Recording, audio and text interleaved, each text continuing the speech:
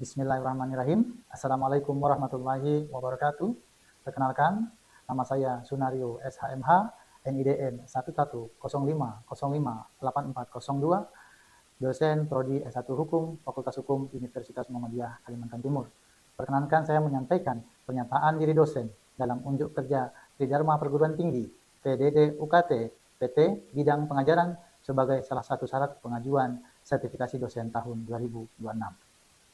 Overview mata kuliah Hukum Acara Pidana yang mencakup prinsip DIA, Delivery, Interactions, and Assessment, yang meliputi deskripsi mata kuliah, capaian pembelajaran mata kuliah, materi pembelajaran, sistem pembelajaran, metode pembelajaran, sistem penilaian, dan cuplikan video pengajaran. Identitas mata kuliah yaitu Hukum Acara Pidana dengan kode mata kuliah LO 21171, bobot SKS 4 SKS, semester 4, dosen pengampu Sunario SHMH. Deskripsi singkat dalam mata kuliah, dia adalah hukum acara pidana, yaitu mahasiswa akan mempelajari definisi, fungsi, ruang lingkup, dan asas hukum acara pidana, fase-fase pra-peradilan dan fase persidangan, tata cara pembuatan dokumen persidangan, dan praktik sidang semu peradilan pidana, case kejahatan cyber, kasus kejahatan ekonomi, kasus korupsi, dan upaya hukum, serta sumber hukum KUHP nasional, integrasi nilai-nilai hukum Islam dalam penerapan KUHP nasional.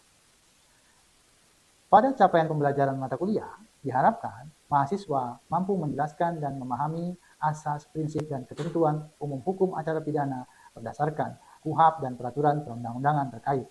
Mahasiswa mampu menganalisa kewenangan aparat penegak hukum, penyidik, penuntut umum, dan hakim, serta hak-hak tersangka, hak terdakwa, dan korban pada proses peradilan pidana. Mahasiswa mampu menerapkan hukum acara pidana dalam tahapan pemeriksaan perkara pidana, mulai dari penyelidikan, penyidikan, penuntutan, pemeriksaan di persidangan, hingga putusan. Mahasiswa mampu menyusun dan menganalisis dokumen hukum acara pidana meliputi surat dakwaan, tuntutan atau requisitoir, pembelaan atau pledoi, sampai pada putusan pada kasus-kasus kejahatan cyber, kejahatan ekonomi, dan korupsi. Mahasiswa mampu menunjukkan sikap profesional, etis, dan bertanggung jawab dalam menyelesaikan perkara hukum acara pidana dengan mengintegrasikan nilai-nilai keislaman dalam keadilan substantif. Pada materi pembelajaran, diharapkan definisi hukum acara pidana, asas-asas hukum acara pidana, kemudian kewenangan penyelidikan, penyidikan perkara pidana, mekanisme pra-peradilan pidana, instrumen hukum acara pidana, pemeriksaan surat pada tahapan pra-persidangan, fase-fase dan tata cara persidangan pidana, tata cara pembuktian hukum pidana pemeriksaan, material persidangan kejahatan cyber, korupsi, dan kejahatan ekonomi. Kemudian langkah upaya hukum pidana banding, kasasi, upaya hukum luar biasa. Yang terakhir adalah simulasi singkat penerapan Kitab Undang-Undang Hukum Acara Pidana Nasional dalam peradilan semu perkara pidana. Referensi yang digunakan dalam mata kuliah Hukum Acara Pidana yaitu buku dari Sunario dan kawan-kawan 2025, buku ajar praktik peradilan pidana, panduan beracara pidana. Kemudian buku edi O.S. Harris dan kawan-kawan 2026, anotasi Kitab Undang-Undang Hukum Acara Pidana, Undang-Undang Indonesia Nomor 20 Tahun 2025. Edi O.S. Harris, Topo Santoso 2025 dan kawan-kawan, yaitu anotasi KUHP Nasional Raja Wali Pers. Kemudian buku Imelda Hasibuan, Dwi S. Sunario, tahun 2025, mata rantai kejahatan narkotika, mengurai bukti pemufakatan jahat di pengadilan, penerbit P4. Dan buku M. Yahya Harahap, tahun 2022, pembahasan permasalahan dan penerapan KUHP Sinar Grafika. Kemudian yang terakhir adalah menggunakan artikel pengabdian Sunario dan kawan-kawan, yaitu Jurnal Masyarakat Madani Indonesia, Jurnal Pengabdian dengan judul Sosialisasi Pembuktian Cybercrime dalam KUHP dan Undang-Undang ITE. Sistem metode pembelajaran ialah perkuliahan dilaksanakan secara luring dan daring dengan metode sinkronus melalui media Zoom, Microsoft Teams, Google Meet, dan secara asinkronus melalui Learning Management System yaitu Open Learning. Juga menggunakan sistem informasi akademik mahasiswa. Penugasan dilakukan melalui tugas mandiri dan tugas terstruktur. Pertemuan dilaksanakan sebanyak 16 kali, pertemuan 1 sampai dengan 7 dan pertemuan 8 evaluasi UTS, dan berikutnya pertemuan 9 sampai dengan pertemuan 15 evaluasi dilaksanakan pada pertemuan 16 yaitu ujian akhir semester. Pembelajaran dilaksanakan dengan beberapa metode seperti ceramah, case structured learning, small group discussion, self-directed learning, and discovery learning. Sistem penilaian pada pembelajaran mata kuliah hukum acara pidana ini yaitu dengan persentase kehadiran 5%, penugasan kuis 25%, ujian tengah semester 35%, dan ujian akhir semester 35%. Berikut kami menayangkan video pengajaran hukum acara pidana. Selamat menyaksikan. Assalamualaikum warahmatullahi wabarakatuh. Waalaikumsalam warahmatullahi wabarakatuh. Alhamdulillahirrabbilalamin. Salatu wassalamu ala asrofil anbiya wal mursalin Muhammadin wa ala alihi wa sahbihi ajma'in. Pada hari ini kita pertemuan ke-15. Alhamdulillah sudah mendekati UAS, dan harapan saya kemudian nanti pada pertemuan ini mahasiswa sudah mampu menjelaskan apa itu hukum acara pidana dan kemudian mampu memahami fase-fasenya. Namun sebelum kita mulai pertemuan pada hari ini, siapa yang bisa pimpin berdoa kawan-kawannya? Saya, Pak. Silakan, Pak Hari. Baik, sebelum memulai pembelajaran hari ini, langkah baiknya kita berdoa dimulai. Berdoa selesai. Pada pertemuan ke-15, mahasiswa sudah mampu memahami, mengidentifikasi, dan mampu menjelaskan apa yang disebut dengan hukum acara pidana. Ada yang berkenan? Saya, Pak. Ya, silakan. Jadi hukum acara pidana adalah aturan yang mengatur tentang tata cara atau proses untuk menjatuhkan pidana kepada seseorang yang diduga melakukan suatu tindak pidana. Baik, terima kasih Manda atas penyampaiannya. Perlu saya tambahkan sedikit, sudah benar jawabannya, ialah fase atau aturan atau tata cara yang mengatur. Nah, saya tambahinya dari fase penyelidikan sampai pada putusan berkekuatan hukum tetap. Kemudian yang terbaru dalam hukum acara pidana kita mengenal dengan asas lex favorio atau asas yang meringankan. Dari frase lebih menguntungkan dapat saja terjadi dalam hal bisa dilihat yang pertama bahwa materi delik dalam KUHP lama telah dihapus dalam KUHP yang baru. Yang berikutnya bahwa ancaman hukuman pidana dan atau denda dalam KUHP baru adalah undang-undang tindak pidana khusus lebih ringan dari KUHP lama. Contohnya misalnya tindak pidana khusus yang diatur dalam undang-undang ITE diatur juga di dalam KUHP nasional. Ada yang tahu KUHP nasional undang-undang nomor berapa? Ya, silakan. Untuk KUHP sendiri itu diatur dalam Undang-Undang Nomor 1 Tahun 2023, dan untuk KUHP sendiri itu diatur dalam Undang-Undang Nomor 20 Tahun 2005 dan Kitab Undang-Undang Hukum Pidana. Oke, terima kasih. Benar sekali apa yang disampaikan. Memang di tahun 2026 kita mendapatkan dua perbaharuan. Yang pertama adalah walaupun sudah dibentuk di tahun 2023 sudah disahkan, namun diberlakukan per 2 Januari tahun 2026, yaitu KUHP dan KUHP nasional. Kemudian bahwa hukuman tambahan atau tindakan dalam KUHP lama atau undang-undang tindak pidana khusus lebih ringan daripada KUHP baru. Oke, slide berikutnya, ini saya akan menyampaikan terkait mengenai fase-fase persidangan. Oke, dalam fase-fase persidangan ini nanti akan kita gunakan sebagai panduan dalam melaksanakan praktek persidangan semu, yaitu praktek peradilan pidana, yang nanti mahasiswa yang akan melaksanakan praktek peradilan pidana atau praktek peradilan pidana, itu kemudian mendownload putusan pidana. Nanti kemudian kita akan berdiskusi. Dan fase yang pertama, kita bisa melihat ini, fase persidangan pidana menurut Undang-Undang Nomor 20 Tahun 2025, yang pertama adalah pembukaan sidang. Hakim membuka sidang, kalian bisa buka di buku kalian yang sedang mau buku, itu di pasal 204 ayat 1. Kemudian setelah pembukaan sidang, pembacaan dakwaan yang disampaikan oleh jaksa penuntut umum. Pembacaan dakwaan ini terdapat dalam pasal 204 ayat 3, dan seyogyanya 7 hari sebelum dibacakan dakwaan, maka terdakwa sudah mendapatkan salinan dakwaan tersebut. Yang berikutnya ada upaya perdamaian. Nah, ini adalah bagian daripada sesuatu yang baru yang ada di dalam KUHP nasional, yaitu adanya upaya perdamaian atau yang biasa disebut dengan keadilan restoratif.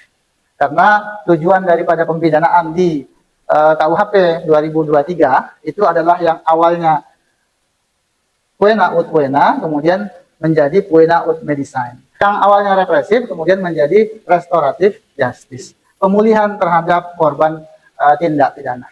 Nanti itu terdapat dalam pasal 204 ayat 5 sampai dengan ayat 9. Kemudian ada lagi yang sama, ini namanya Pleibergen, adalah pengakuan bersalah bagi terdakwa yang menyampaikan pengakuan bersalah sebelum dimulainya pemeriksaan pokok perkara. Pokok perkara itu adalah pemeriksaan material, pemeriksaan pembuktian dalam persidangan. Kalau di KUHP yang lama, KUHP yang lama, itu diatur dalam pasal 184 terkait pemeriksaan material atau pembuktian. Tapi di KUHP atau KUHP yang baru, ada yang tahu diatur di pasal berapa? Silakan. Pasal 25, kemudian bagaimana pertama keterangan saksi, keterangan ahli, kemudian surat keterangan terdakwa, barang bukti, bukti elektronik, pengawasan hakim dan segala sesuatu yang terlibat kepentingan kerugian. Baik, kita lanjutkan dalam pengakuan bersalah. Tadi terima kasih sudah disampaikan tentang material, yaitu pemeriksaan atau alat bukti yang sah.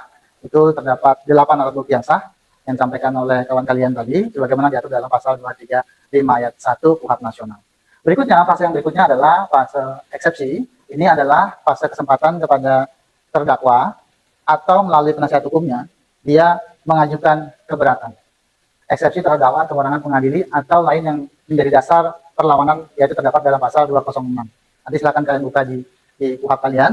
Itu eksepsi itu berkaitan dengan kompetensi absolut dan kompetensi relatif pengadilan, dan kemudian ada yang berkaitan tentang formil dakwaan. Namun, apabila kemudian berkaitan dengan formil dakwaan, terdapat hal-hal yang tidak sesuai dengan formil dakwaan, maka dakwaan akan dikembalikan. Bukan artinya dakwaan batal demi hukum, tapi dakwaan dikembalikan kepada jaksa penuntut umum untuk diperbaiki dalam waktu 7 hari.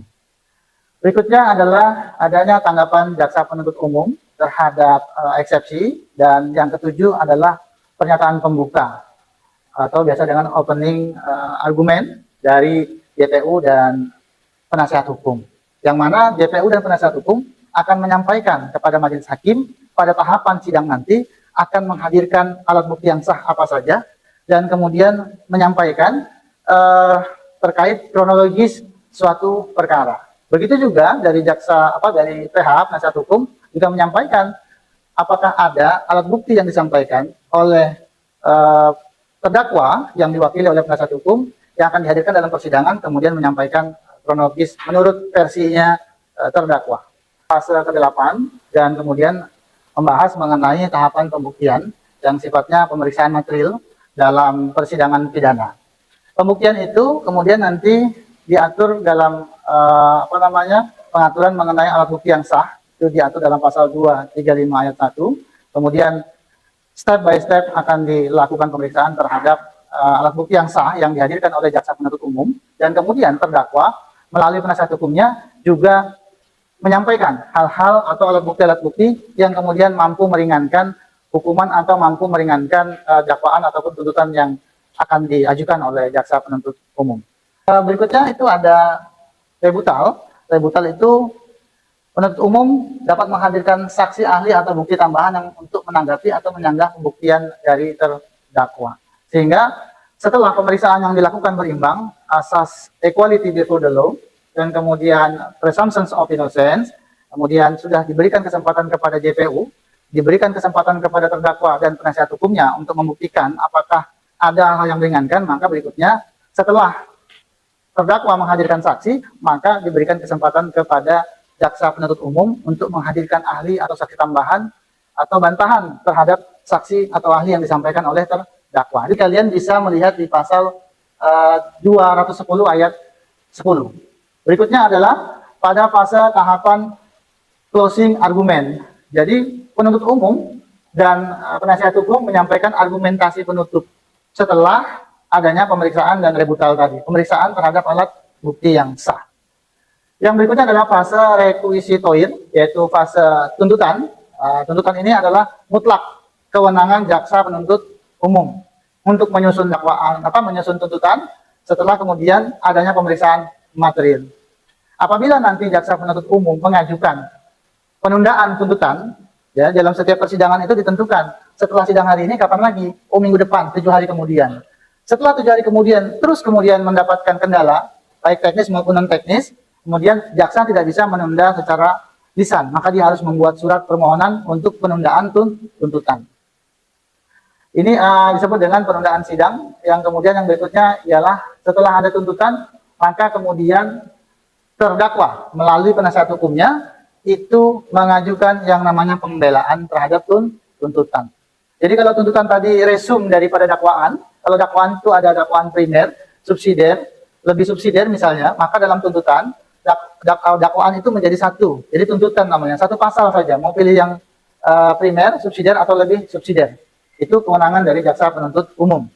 Yang pembelaan ini adalah mutlak kewenangan yang dimiliki oleh terdakwa. Terdakwa menyampaikan pembelaan ataupun melalui penasehat hukumnya sebagaimana sudah ditunjuk berdasarkan surat kuasa khusus oleh terdakwa.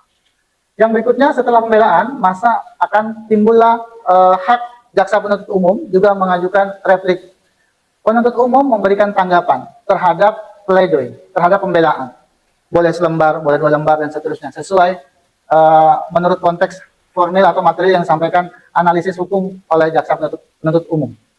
Kemudian setelah replik, maka ada fase duplik. Nah, fase duplik ini fase yang dimiliki juga oleh terdakwa lagi untuk bisa menyanggah replik yang disampaikan oleh jaksa penuntut umum.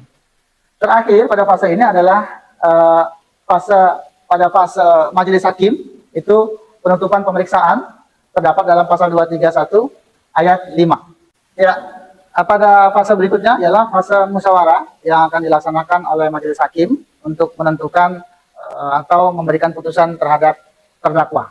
Yang berikutnya ada pembacaan putusan yang kemudian disampaikan oleh majelis hakim yang isinya itu ada 3. Yang pertama, terbukti bersalah dengan alat bukti yang sah dan dihadirkan di muka persidangan.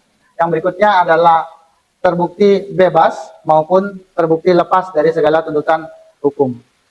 Apabila kemudian terhadap 3 putusan pidana tadi dibacakan oleh hakim, oleh hakim ketua, maka terdakwa boleh menyampaikan pendapatnya. Yang pertama, menerima hasil putusan, pikir-pikir, atau melakukan yang disebut dengan upaya hukum. Nah, berikutnya upaya hukum, itu ada upaya hukum biasa dan upaya hukum luar biasa. Upaya hukum biasa itu disebut dengan ada upaya hukum banding dan upaya hukum kasasi. Apabila tadi jawaban terdakwa adalah pikir-pikir, maka ditunggu selama 7 hari oleh majelis hakim. 7 hari, hari ke-8 baru kemudian kalian hadir atau PH-nya hadir mengajukan upaya hukum, maka sudah expired, masanya sudah lewat, maksimal 7 hari. Dan berikutnya adalah upaya hukum kasasi yang diajukan dalam 14 hari setelah putusan banding. Jadi dalam pemeriksaan pengadilan negeri, dalam pemeriksaan banding, dalam pemeriksaan kasasi selaku upaya hukum biasa, itu pengadilan negeri dan banding atau pengadilan tinggi masuk kepada pemeriksaan yang sifatnya iudex facti. Ketika nanti kasasi ke Mahkamah Agung, maka sudah sifatnya iudex juris. Yang berikutnya adalah upaya hukum yang luar biasa, yang berikutnya upaya hukum yang disebut dengan peninjauan kembali atau PK yang diajukan oleh terdakwa. Dengan syarat apa? Kalian bisa lihat di antara pasal 318 sampai 325, salah satu syarat mutlaknya adalah satunya sudah berkekuatan hukum tetap, putusan sudah berkekuatan hukum tetap, dan kemudian ada novum atau ada kekhilafan hakim. Dalam 318 itu juga mengatur bahwa hakim yang kemudian diduga melakukan perbuatan yang merugikan sehingga hakim tersebut dipidana dalam perkara yang sama, merekayasa perkara, itu juga dapat diajukan PK, peninjauan kembali terhadap putusan pidana baik yang sifatnya pengadilan negeri, banding maupun kasasi. Oke, sampai di sini slide sudah habis. Silakan, ada yang mau bertanya? Silakan. Siap. Ini benar adanya prinsip dalam pembuktian, yaitu setidaknya terdapat 2 orang saksi untuk dikatakan sebagai alat bukti. Yang ingin saya tanyakan di sini, apa dasar asas menyatakan adanya prinsip tersebut? Kemudian apa yang dinilai estimation dalam keterangan saksi di muka persidangan Bapak? Terima kasih Alif atas pertanyaannya. Memang tadi tidak secara spesifik saya sampaikan bahwa dalam hal penerapan saksi itu minimal saksi yang dihadirkan dalam persidangan atau saksi yang untuk menentukan timbulnya atau adanya peristiwa pidana adalah minimal 2 orang saksi. Oleh karena itu nanti yang praktek tolong siapkan 2 orang saksi itu wajib. Nah, asasnya mana ada menggunakan unus testis, nullus testis. Satu saksi bukan saksi. Jadi satu saksi belum tentu bisa menerangkan, belum tentu bisa meyakinkan hakim untuk menentukan putusan, untuk menganalisa putusan, akan menimbulkan keraguan-raguan oleh hakim. Nanti ada keraguan-raguan oleh hakim itu namanya adalah dubio pro reo. Hakim ragu, sehingga apa yang harus diambil ini? Apakah lex corporio tadi atau kemudian hal-hal yang untuk memenuhi bagaimana agar suatu peristiwa pidana ini tercukupi syarat materialnya, minimal terpenuhi 2 alat bukti. Itu kemudian yang berikutnya ada namanya cross examination. Jadi dalam persidangan pidana itu cross itu ya saling mencocokkan antara keterangan satu saksi dengan keterangan saksi yang lain. Sehingga dalam pemeriksaan pidana kalian mungkin nanti ketika observasi ke pengadilan negeri akan berkunjung ke pengadilan negeri melihat ternyata saksi itu tidak didengar keterangan bersamaan. Jadi satu-satu didengar dulu agar apa? Agar bisa disesuaikan, dicocokkan dengan keterangan saksi yang lain. Itulah disebut dengan cross examination. Dan kemudian akan disesuaikan juga dengan alat bukti yang lain. Contoh dalam kasus kekerasan dalam rumah tangga misalnya, terus kemudian ada timbul luka yang kemudian diberikan visum et repertum, kemudian dari saksi satu melihat yang lain, saksi satu melihat yang lain, kemudian akan disesuaikan dengan alat bukti surat visum et repertumnya. Silakan. Ya, silakan. Izin saya terkait dalam hal repositorir atau putusan, kami sering mendengar terkait adanya fakta hukum dan pertimbangan juridis. Apakah dalam konteks pembuktian kedua hal tersebut itu sama atau berbeda, Pak? Oke, terima kasih atas nama Usnaini ya. Ada 2 pertanyaannya dalam satu pertanyaan. Satu adalah fakta hukum dan kemudian ada pertimbangan yuridis. Fakta hukum itu ketika berbeda, yang saya sampaikan di depan ya, menurut pendapat saya, fakta hukum itu adalah sesuatu yang berbeda dengan pertimbangan yuridis. Kalau fakta hukum, dia akan berbicara, akan membahas tentang material, memeriksa tentang material fakta-fakta yang terjadi dalam konstruksi hukum suatu peristiwa pidana. Apa yang terjadi? Apa alat buktinya? Berapa alat buktinya? Dan kemudian apakah ada asas kausalitas terhadap alat bukti suatu dugaan peristiwa pidana kepada siapa pelaku tindak pidananya? Nah, itu kemudian disebut dengan fakta. Hal-hal yang terjadi secara nyata yang dapat dibuktikan berdasarkan alat bukti yang sah sebagaimana diatur dalam pasal 235 tadi yang disampaikan oleh kawan-kawan kalian. Berikutnya terkait mengenai analisis yuridis ya. Analisis yuridis adalah bagaimana jaksa penuntut umum, penasihat hukum maupun hakim memeriksa integrasinya dalam fakta-fakta tadi, kemudian diintegrasikan dalam penerapan hukumnya. Dianalisa terhadap pasal yang berkaitan, unsur-unsur dalam pasal yang berkaitan terhadap fakta yang tadi sudah terjadi. Sehingga dapat ditarik kesimpulan apakah ini merupakan suatu perbuatan pidana yang dapat dibuktikan atau ini perbuatan perdata yang kemudian ada perbuatan pidananya. Atau minimal misalnya ada terjadi dalam pidana itu kita kenal dengan upaya paksa. Salah satunya upaya paksa yang diatur dalam pidana adalah upaya paksa penyitaan. Dalam kita ambil contoh ketika seseorang membawa barang dari bandara turun, kemudian dilakukan penyitaan terhadap handphonenya, dan handphonenya lebih daripada sekian, kemudian dia melaporkan, yang disitanya melaporkan pencurian atau penggelapan, sehingga perbuatan tersebut bukan fakta hukum. Tapi betul perbuatannya menyita barang orang, tapi berdasarkan undang-undang. Ada perintah undang-undangnya. Begitu, Usnaini. Oke, ada lagi? Cukup pertanyaannya? Oke, terima kasih. Oke, sebelum kita tutup, saya harus menguji secara lisan saja sejauh mana hasil dari pembelajaran kita pada hari ini dapat ditangkap oleh adik-adik mahasiswa dan mahasiswa sekalian. Pertanyaan pertama adalah, ada yang mau angkat tangan sebelum saya tunjuk? Ada. Oke, saya tunjuk aja kalau begitu ya. Silakan, Ira, ada satu pertanyaan, bisa jawab ya? Oke, berhubung tadi kita membahas terkait fase-fase persidangan, apakah Ira bisa menyampaikan fase-fase persidangan yang kemudian menurut Ira, fase persidangan yang baru yang terdapat dalam Undang-Undang 20 tahun 2025. Silakan.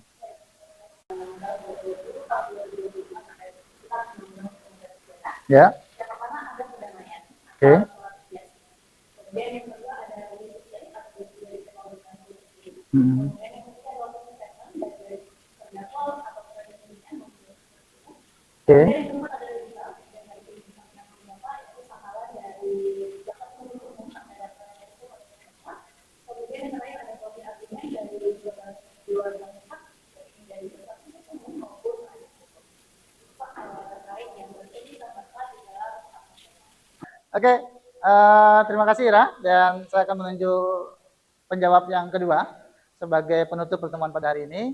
Silakan Mbak Septi Anissa. Ada pertanyaan tadi saya sampaikan, ada pemeriksaan di tingkat pertama dan pemeriksaan di tingkat banding dan sampai pada kasasi. Dapatkah Septi jelaskan apa yang disebut dengan judex facti, apa yang disebut dengan judex juris? Silakan. Menjawab Bapak, judex facti adalah pemeriksaan dan penilaian terhadap fakta-fakta perkara yang menjadi ranahnya pengadilan negeri dan pengadilan tinggi. Kemudian judex juris adalah proses pemeriksaan penerapan hukumnya yang menjadi ranah Mahkamah Agung dalam tindak kasasi. Oke, Anissa, terima kasih banyak. Semuanya terima kasih. Alhamdulillah apa yang disampaikan pada materi hari ini sudah terserap. Mudah-mudahan bisa kita aplikasikan dalam kehidupan, kita bisa aplikasikan dalam bermasyarakat, dan kalian sebagai role of model dalam menyampaikan KUHP yang baru sebagai mahasiswa dan calon sarjana hukum. Ya, sebelum kita close pertemuan pada hari ini, karena tadi diawali dengan doa dan Universitas Muhammadiyah Kalimantan Timur itu mensunahkan atau memberikan kesempatan setiap pertemuan di awal atau di akhir untuk membaca ayat Al-Quran. Siapa yang berkenan? Ya, silakan. Baik, sebelum kita mengakhiri pertemuan hari ini, saya akan membacakan surah Wal-Asri. A'udzubillahi minasyaitonirrajim. Bismillahirrahmanirrahim. Wal-asri innal insana lafii khusri illal ladzina amanu wa 'amilus shalihati wa tawassaw bil haqq wa tawassaw bis sabr. Shadaqallahul azim. Ya, terima kasih Gusti bahwa yang disampaikan tadi surat Al-Asr, yaitu ada menyampaikan demi masa, bahwa jangan sampai generasi muda itu terlena oleh masa, terlena oleh waktu, tidak memanfaatkan waktunya. Maka mereka lah orang-orang yang merugi. Kecuali ada beberapa hal. Yang pertama adalah mereka yang beriman, yang kemudian mereka yang saling mengingatkan dalam hal-hal yang sifatnya pada kebenaran, hal yang bermanfaat. Oke, sekian pertemuan kita pada hari ini. Mudah-mudahan apa yang kita laksanakan pada hari ini bermanfaat, kemudian bisa kita aplikasikan untuk dalam kehidupan ke depannya, baik kalian menjadi mahasiswa atau nanti kemudian menjadi seorang alumni. Wabillahi taufiq wal hidayah. Assalamualaikum warahmatullahi wabarakatuh. Baik, mahasiswa-mahasiswi sekalian, kita akan menyaksikan video YouTube singkat dari akun @Polres Metro Bekasi yang mengeksplor case kejahatan cyber phishing. Silakan nanti kalian analisa dalam grup cash discussion terkait pembuktian material yang diatur dalam KUHP nasional dan unsur kejahatan phishing guna persiapan acara praktek peradilan pidana. Kejahatan siber yang menggunakan skema phishing untuk penipuan. Di era kode QR, penjahat dunia maya menggunakan skema yang disebut phishing untuk menipu seseorang dan mengarahkan mereka ke situs web berbahaya, dengan tujuannya yaitu mengungkapkan informasi sensitif. Serangan phishing atau phishing kode QR yang umum memiliki 5 tahap utama, yaitu distribusi, penipuan, pemindaian, pengalihan, dan pencurian data. Pelaku kejahatan membuat kode QR palsu dan mendistribusikannya melalui berbagai cara, seperti mencetaknya di pamflet, poster, atau label, atau dengan membagikannya secara digital melalui email, SMS, atau media sosial. Kode QR palsu biasanya dirancang agar tampak asli dan mungkin menjanjikan penawaran menarik, diskon, atau layanan untuk memikat calon korban. Ketika korban menemukannya, mereka akan memindai kode QR tersebut. Setelah memindai kode QR, korban akan diarahkan ke situs web berbahaya yang meniru situs terkenal, lalu korban diminta untuk memasukkan informasi sensitif, seperti kredensial login, rincian pribadi, atau informasi keuangan. Phishing QR seringkali berhasil melewati detektor malware dan filter email karena menyembunyikan kode QR dalam email atau dokumen terlampir dengan ekstensi yang tidak mencurigakan. Ketidakjelasan ini dikombinasikan dengan manipulasi emosional atau rekayasa sosial, mendorong korban untuk memindai kode QR berbahaya untuk tujuan penipuan. Jika Sobat Siber mengetahui atau mengalami kasus serupa, Sobat Siber bisa melaporkannya melalui Subdit Siber Polda terdekat, atau hubungi kami melalui website resmi patrolisiber.id.